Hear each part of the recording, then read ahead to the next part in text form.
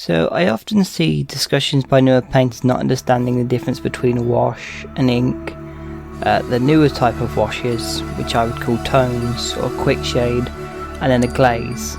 So I thought I'd put together a quick video explaining what the difference is. And the first thing to understand is that these are all pretty much the same thing depending on how you use them. They all work on the same formula. And to explain that, I will use this bit of paper. So the way paint works is you have a binder. So here's our binder, this is the paint on our palette. See, that there is this. And in this you're going to have pigment, which is little tiny ground up pieces of different colour stuff which gives the colour. So here we have a magenta colour, and that works like the little beads here. You've got all these little beads of pigment, and this stuff has to hold it together. It's sort of a very thin glue, you could say. So this binds all this together, and the tighter that binds it, the more opaque the colour is. You're going to see less through it, and the less there is, the more transparent it is. So when you take a paint like this, it's got a very high level of pigment, because this is model colour which has an extremely high level of pigment, as opposed to air colour like this one, which has less pigment in it and more of a binder, which isn't necessarily a bad thing. This is a bit thinner, it'll airbrush a bit nicer at the bottom than this will. So it's not a more pigment is better or worse, it depends on what you're doing, what binder's in it. Sometimes you want more pigment, sometimes you want a bit less pigment, and that's fine. So then we come back to the washes, where each of these have a different level of binder and different level of pigment in it. So with the wash, it's a bit thinner, and that's fine. For a wash, you don't want a really thick, deep wash. It's not going to work very well for what you use washes for. Washes are for going in recesses and adding some depth to a model. So we apply this brown. I actually put some out on the palette, show the difference. You can see it's very watery. It's very leaves. It stains, but it's not a huge stain where it's going. You can get a nice thinness to it. So that's fine, that's what a wash should do. You take a model, you slap this into the recesses, it'll sink down into the recesses and it'll be great. So that's that thing out of the way. Now an ink is going to have a very similar texture to the wash. An ink is basically a less filtered, less thinned even ink. You can see here when I move it, there's a lot more pigment in this, but it's still very thin. And this does exactly the same thing as the wash does, but it's much richer in colour. See, it's much harder for me to make such a thin layer as we've got here. You can see the difference in just the richness is there, and if you water down your ink, you get a wash. That's the only difference in these two. They are basically the same thing, but it's the amount of how rich the colour is. And if you've got the colour in an ink form, you can wash it down to a wash form. That's not a problem there. Next one we're going to look at is the strong tone, and these are also the paints that Games Workshop do.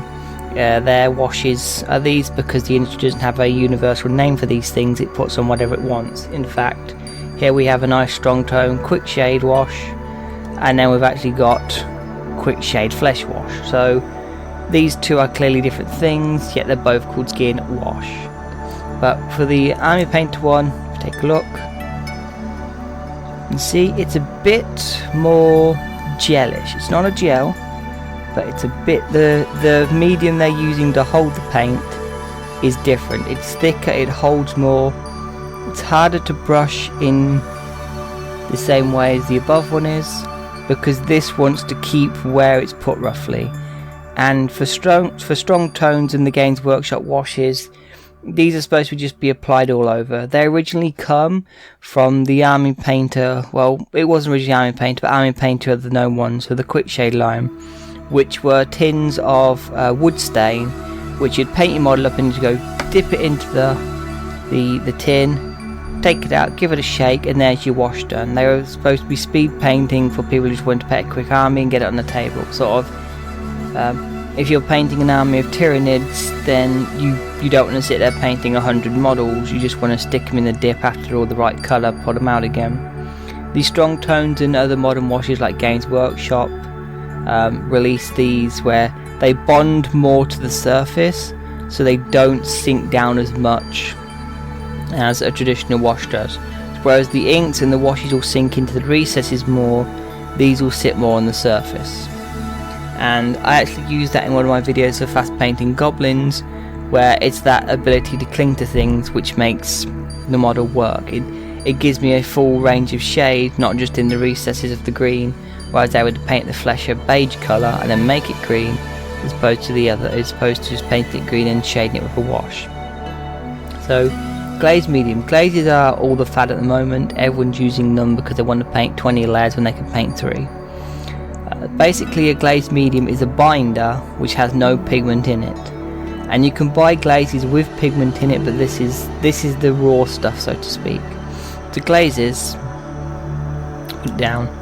Obviously it's going to be see-through on here. It doesn't really appear on the camera, but you can slightly see it there, and it's got a texture which is slightly different to the others. It's a bit thicker than the washes, but it's not as thick as the army tone. And with glaze medium, what you want to do is you add another colour to it. So here we've now got a very light brown, and we can apply millions of layers of this. We'll slowly build up to this colour.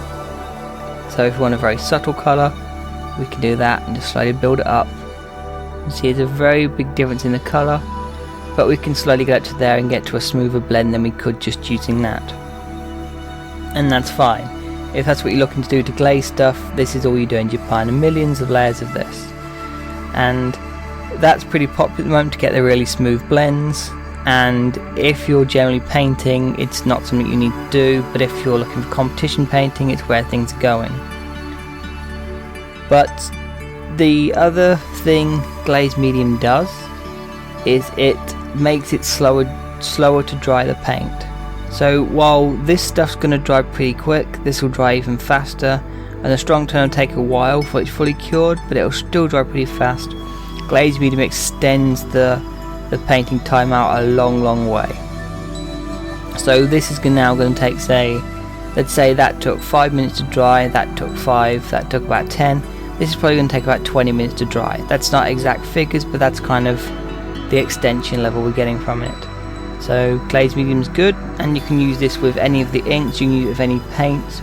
As long as it's the same type of paint, like it's acrylic, then that's going to work pretty well with it.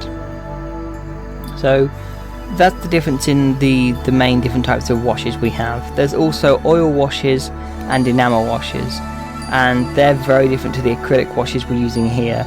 They have different properties in how long they dry, where oil paints will take days to dry, and I do mean days. You literally can sit there for a week and still work oil paint. And enamel washes are much more staining, but they're able to be removed easier, so you can get very nice blending effects with them. And they're more for modelling than they are for a miniature painting, although they can be used in both.